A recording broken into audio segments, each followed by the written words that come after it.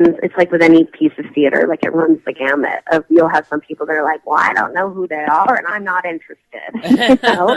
And then you'll have other people where it's like, wow, I had, like, we talked to a woman today after the show where she was like, I like kind of know them, but not really, but I'm like this, but then she was like, this story is like fascinating. Right, it is. It's so fascinating. she was like, as long as the story is interesting, I think then the audiences, whether they're fans of the band or not. Although we had another super fan come that talked to our director afterwards, and he'd seen them in concert 232 times. Oh my God! We were like, oh my God, like, you're who we want to do this show for, and we're like, we just want to make you, like, the super fans proud. The show is a love letter. We were talking about, we're like, the show is a love letter to the band, but actually it's also an ode to fandom. Yeah. And what it means to love, with the character of the MTV DJ, what it is to really love a band and like want the best for them. Sure. This gentleman, he was like, oh yeah, he was like, it was so great. He was like, it was so fun to watch. And he was like, but also, like, we really care about, like, what the fans think.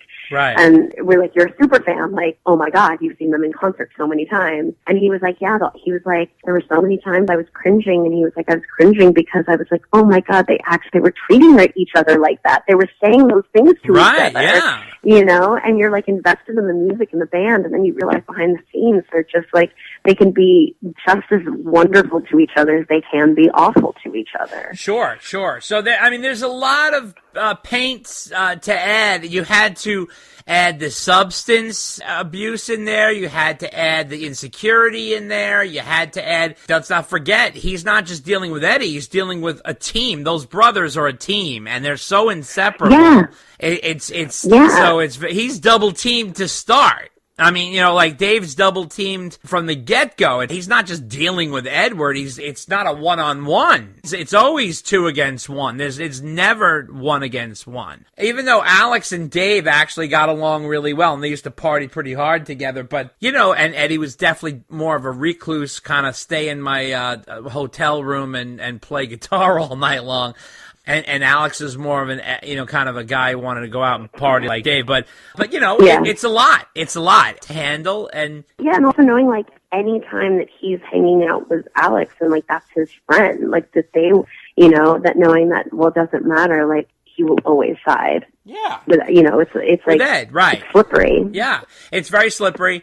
And, I mean, you know, it's interesting. And just think about how what these guys have been through everything. So from high school backyard parties to, you know, getting ripped off by managers, like, you know, every single thing you can go through, they've been through. So, like, it's for the most part, with the exception of death, of course. And I know I was about to say, I was like, it's kind of amazing that they're all still alive. Oh, it's amazing. Yeah, of course. It's unbelievable. I mean, especially the way Dave was so adventurous and would go on crazy trips and go in the Himalayas and climb mountains. And, you know, he just couldn't get enough. He couldn't get enough, that guy. So, yeah. So that's great. Well, let me tell you, you do such a great job, Megan. I want to thank you so much for talking to me. Just to close out, what is your favorite part of playing David Lee Roth? Is there a favorite thing that you enjoy the most? Oh, God. I mean, I'm having so much fun playing him, but I would say I really like the concert moments where we get to play where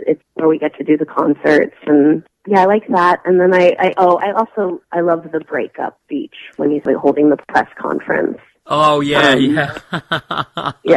That is fun.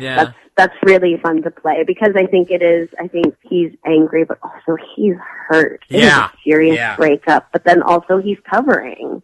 So there's so much, there's, like, anger and pain and hurt, but then also, like, you know what, I got a bright future. You know? Whoa! How about that for rock video music fans? Live all day, all night. You know what you need, only right here on Dave TV. Check us out on Facebook at Dave and Dave Unchained, a Van Halen podcast, on Twitter at DD Unchained, on Instagram at DD Unchained Podcast, and you can email us at ddunchainedpodcast@gmail.com. How are you? Good morning. How are you? Good. You have your Barry White voice on this morning. Oh. It's okay. Only Only for you, baby. Oh, of course, of course.